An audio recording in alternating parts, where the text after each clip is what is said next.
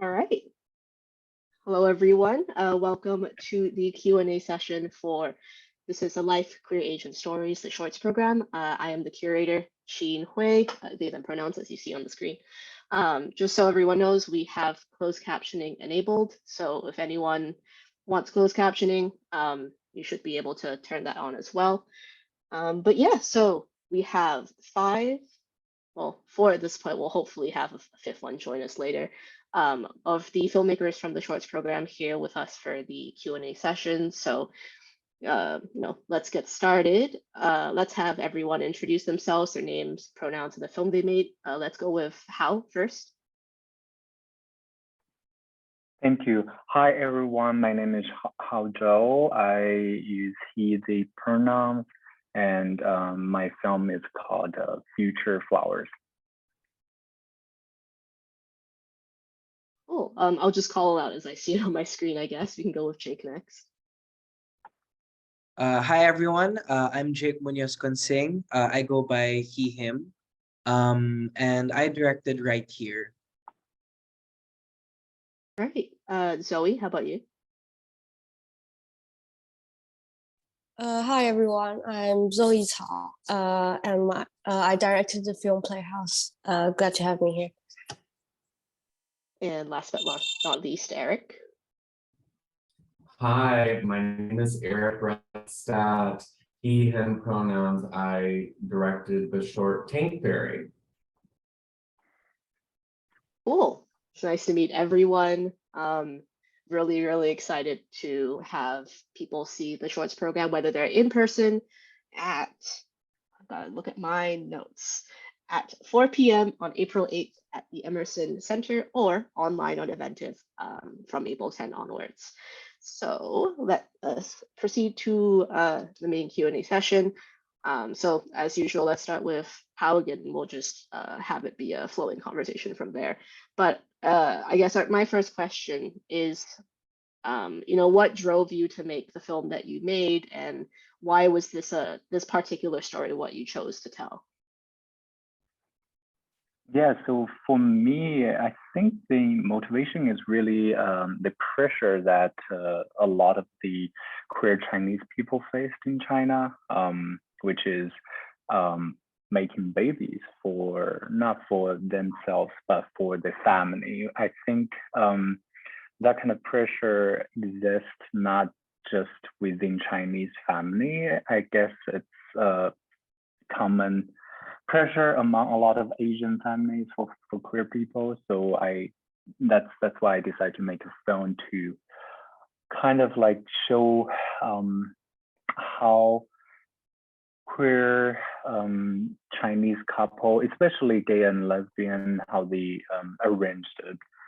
A marriage for convenience, and then how they were living together under the societal pressure from the rather conservative environment that always pushed them to have baby. And then I made it a little bit more futuristic, that maybe in the future the government will want to push the queer people to make babies just because that's what they can achieve in a very authoritarian country. All right, thank you for that. That's actually really interesting now that I've been thinking about your short. All right, let's move on to Jake then. Do you want to go into why you made the film that you make? Well, actually, Right Here originally wasn't a queer film. When I started out with Right Here, it was based on the experience of Alzheimer's that I personally had to go through. Well, not that I had to go through, but having to go through seeing my grandfather having to suffer with Alzheimer's for over 10 years. I never really got to speak to him because by the time that I was born, he wasn't able to speak anymore because he had lost the ability to speak. So I only knew him through fragmented memories, through stories, through letters, through pictures of him. And I wanted to see whether or not these fragmented memories can really make up the identity of a person. And like bringing up questions like, can you really remember yourself if you can you remember who you are through pieces of who you were? Those are the kinds of things that I wanted to explore. And it became a queer film as I was writing because I wanted it to make it more personal to my experience as a queer individual. And it was also based, and then from that, it also, the element of repression also came out because the main character grew up and was raised during the most repressive time in Philippine history during the martial law regime. Um, and I wanted to talk about a bit about um, how that repression leads to people having to hide who they are to the point where they have to sacrifice who they love just to conform to societal standards. Hence, a character that had to leave their who was forced into a situation where they had a family, but they had to leave because it wasn't who he was. And it's a film that explores both the pain and beauty of memory, the beauty of nostalgia and the pains of regret, the regret of leaving your family, the beauty of being with the one you love, how memory isn't so cut and dry, and how there's so much to explore there. So yeah, that's it. That's really, really cool. I mean, I can really kind of tell that was what you were going for through, watching your short as well. But that's really moving. Zoe, do you want to go through why you made your film? Playhouse is like about a story like two women. They were like rented because a man wants them to act like his wife and daughter for a period of time. Like my inspiration comes from like in China or maybe in many Asian countries, I guess there's a phenomenon like people will rent themselves out for like personalized to fulfill them personalized sexual fantasy or something more uh, innocent like to act like your wife or your daughter or like your partner or something else like that. So I think this kind of role play is a pretty like good like phenomenon to express how the patriarchy makes everyone play the role they want. And also, like whenever I told the story to my friends and people around me, the first thing they ask is like, "Oh, why this man want someone to be his wife and daughter? Is he a pervert? Is he a lonely?" But nobody else like think, "Oh, why these two women do that?" So I think it's usually like people think man's narrative is like the center, or they think it's usually whatever men's do, it's supposed to be the whole part of the story. So I do a reverse, like to tell the story from these two women, like why they decided to do this playhouse, and their romantic relationship is kind of like collapse or after this role play. Yeah. All right. Yeah, thank you for that. And you, Eric? Yeah, so I let's see. Tank Fairy was inspired by and made in collaboration with the queer community in Taiwan. I live in Taipei. I moved here 5 years ago to live with my husband, who's Taiwanese, and to study Chinese. And I originally was only going to be here for about 9 months, but I fell in love with the incredibly vibrant queer community here and decided to stay to collaborate on a project which turned into Tank Fairy. Tank Fairy stars one of Taiwan's most well-known drag queens and trans performers, whose name is Marian Masula. And I used to go watch Marion perform at Cafe Delita, which is a kind of mecca for drag in Taipei.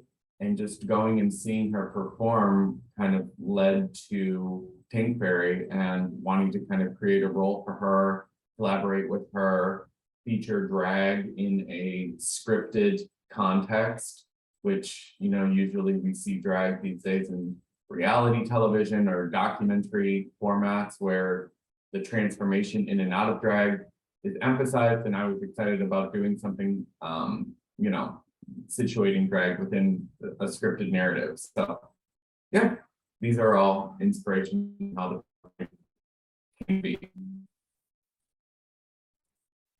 Great. Oh, I forgot to mention this earlier, but like I know this feels like I am just reading questions out and you have to answer them. But if y'all want to ask each other questions, that's totally fine as well. Or if y'all want to, you know, you've heard something interesting, you want to kind of talk about it, you know, feel free to hijack the conversation from me. These are more guiding questions than anything, but thank you all for, you know, answering that first question. I think it's always really interesting to hear about what inspires filmmakers, what pushes them to, you know, make the final product that they do. But speaking of that, my second question is, you know, what were some of the challenges actually that you faced while making the film, be it, you know, physical, emotional, anything like that? So we'll have Hal go first. Yeah, I think the challenges were, I guess, how to show the oppression in a setting that in a setting that is so domestic, like it's just an apartment. That's a mean place to show again, to show such a broad social issue. So I decided that by creating a, you know, fake app within the film for this couple is like the best way to show that, because the app is kind of like the third main character besides the couple. I think that worked out very well, and that does took some time for me and for the other producer who worked on this film, also had a huge input on that. Yeah. Cool. Yeah, I was quite interested in the app actually. I like how you described it. It does feel like a third character. Let's see. And I want to add to, speaking of the app, to add to that is, I did got some audience ask me like, is that a real app that you know, instead of like a creation? And I think that worked out very well, you know, because that tricked some people think that that's a real app that exists. Yeah, that was something that I was wondering too, because I mean, I was hoping that you made up the app, but also with how many apps there are these days, I was a bit scared that you would say that you just, you know, downloaded an app that talked about your fertility, but that way it's in a very scary way. But yeah, I'm glad to know I'm not the only one who got a bit confused whether you used a real one or not. Very glad that it's fake. And Jake, how about you? Well, like logistically, the biggest challenge we faced was that we lost our location like a night before the shoot. So we had to like ocular right before the shoot and then set up and do everything. So that was crazy. But I think that the biggest challenge was choosing the visual style for the film.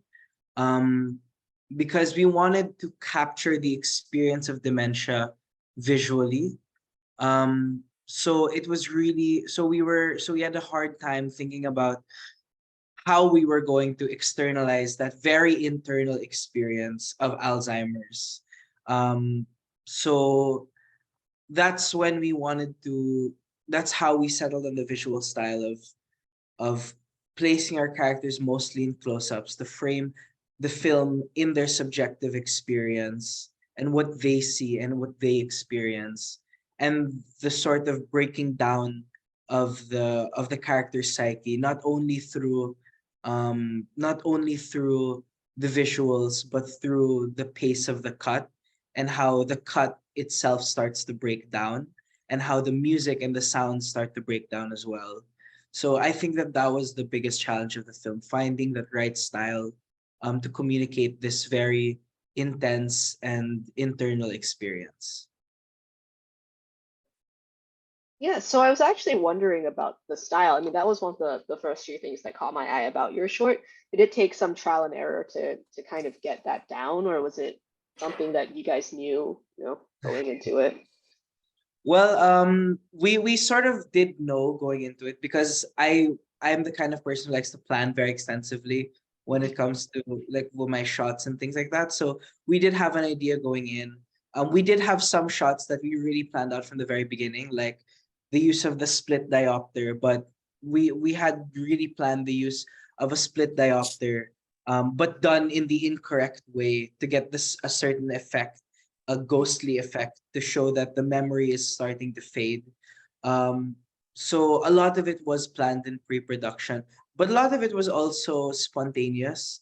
Things that we found while we were shooting that really just came out, in the moment. So um, yeah, that's how the style came about.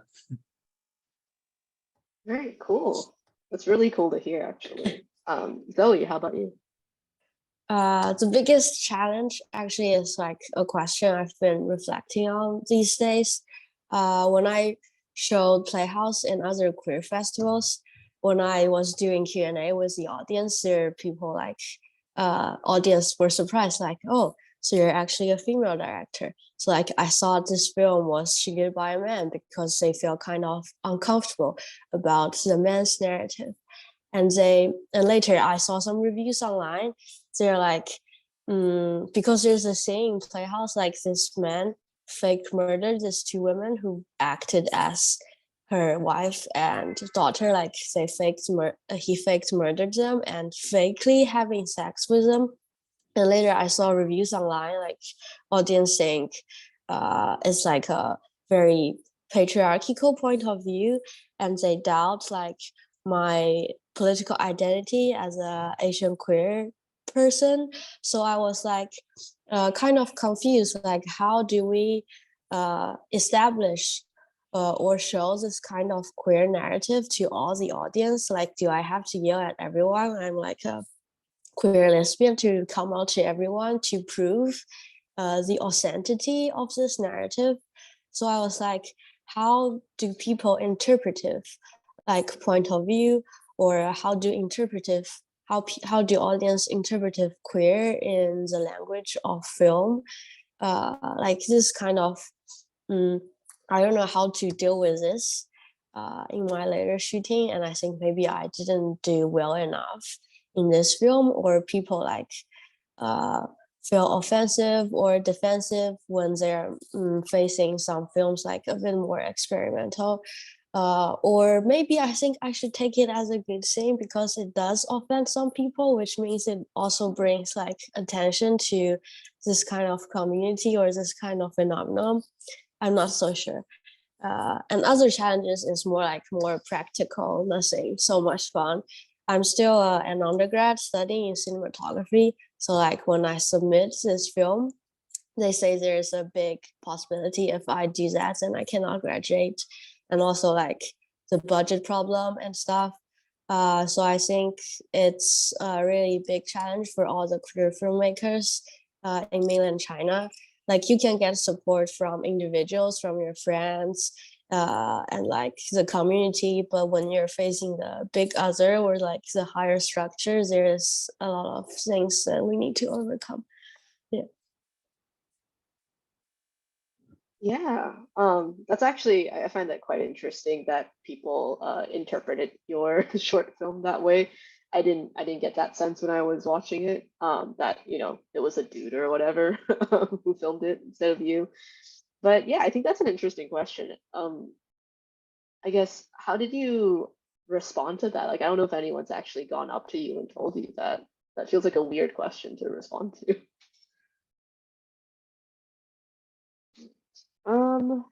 Next, let's have Eric. Yeah. So kind of going off what I was saying earlier, a challenge definitely in creating Pink Fairy was how to put the art of cinema or narrative storytelling in conversation with the art of drag. And as I mentioned, you know, we're used to seeing portrayals of drag performers and in which the transformation in and out of drag is emphasized. But you know, I was very much inspired by John Waters and his collaboration with Divine, and so but I feel like in a post drag race age, you know, when drag is so much more saturated in our media landscape, we still really don't see drag performers that often in scripted roles. And so with Pink Fairy, the challenge was, you know, how to create a character that fit the narrative, but also, you know, stayed true to who Marion is as a performer, and kind of balancing that. And that obviously just came out of collaboration and conversations with her. And yeah, so that was a challenge making this project for sure. Also, how to kind of King Fairy has very little dialogue, and that was a very conscious choice. It's a very visual film because I didn't want language to be a barrier to entry for audiences. I wanted anyone from any background to be able to see it and appreciate the film. And despite that, you know, it's about a gas tank delivery person, which is not obviously just specific to Taiwan, but something that doesn't really exist in the United States. And so how to package a narrative that was understandable to Western audiences, but not, I don't know, you know, beating people over the head in cultures that are more familiar with what this position is. Balancing that was also a challenge.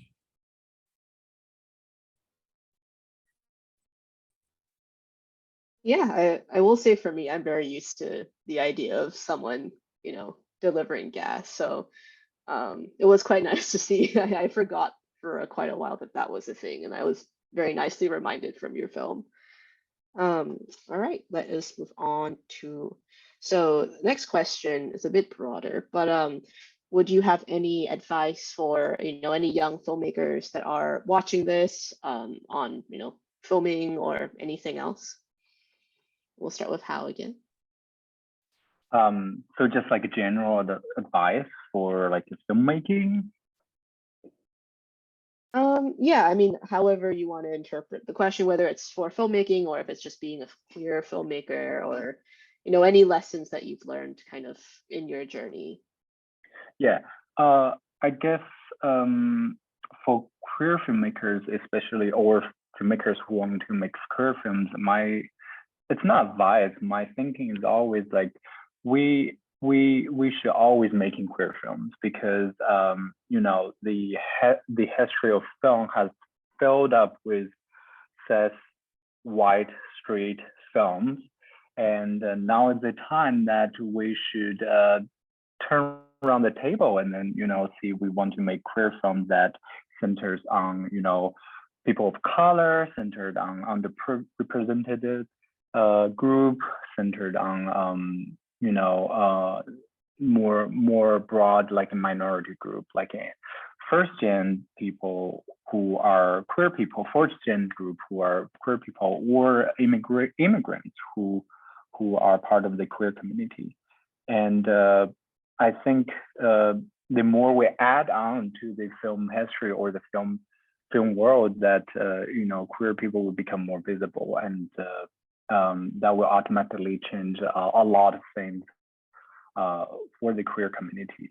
And for filmmaking, I think I'm also a teacher. I teach filmmaking in the United States, in Ohio. So I just always tell my students that if you want to make something, think a little bit again outside of what you are maybe familiar with. Even though you are straight, that doesn't mean that you cannot make a story about queer people. And why are you continuing? And just keep questioning, my students, why are you continuing making stories about straight people that have been made so many times? And what can you add to the conversation, right? Why don't you create something new, something queer, something that could potentially, change the narrative of the filmmaking world? And I think that's very important.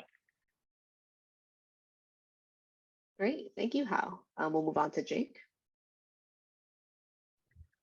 Well, I'm a young queer filmmaker, so I also need the advice. But wait, hang. Sorry. But if I were going to give any advice, I think that it would be to really try to find your voice as a filmmaker. Because it's from your own unique voice that you find what's most personal to you, most intimate, and that's where you as a filmmaker will shine. To use your personal experience and your personal to use the scars that you've made or that you've received over time and put them into your film. Because for me, the most personal really is like what Bong Joon-ho said in the Oscars, the most creative. And it's really the most personal that brings your film, that really makes your film feel the most unique. And specifically for queer filmmakers, I think that there's a lot of trauma that is almost inherent within the queer experience. And for a lot of times it's very and for a lot of times it's very disheartening. But at the same time, I think that we have the power to use those experiences and create art that transcends them, that shows a world that we can move toward and not just the world that we live in, to inspire, to create hope. I think that as queer filmmakers, it's not only important that we show oppression, that we show the conditions that we face, but to show that there is a world that we can move towards, that we can move past this oppression, that we can make something greater, make something better than what we have. All right, thank you so much for that, Jake. Totally agree. Zoe, how about you? Sorry I to don't actually. interrupt. Mhm. I'm so sorry, but I do need to head out, and I just want to say goodbye and then thank you for coming to watch our film. Thank you. Take No care. problem. Thanks, Hao. Bye. All right, moving back to Zoe. So I actually don't want to give advice. So this is more like my own thoughts or something. I think one important thing to making films, not just queer films, is like to stay sincere, because there is always, I think there's always a power dynamics created, like some kind of original scene when we're shooting, because there are people being watched or like a story being watched, like through the watching and being watched. I think there is always some kind of like power dynamics, or there is like an hidden like some kind of power over there. So I think it's important to stay alert to what stories we're writing, what characters we're describing, something like that. So I think it's very hard and important to stay sincere in filmmaking, like in a media like this. Also, I hope if any filmmakers are in a harsh environment, for example, like mainland China, making films that censorship doesn't like, I hope we can all stay strong and hang up there. That's it. Thank you so much, Zoe. Eric, how about you?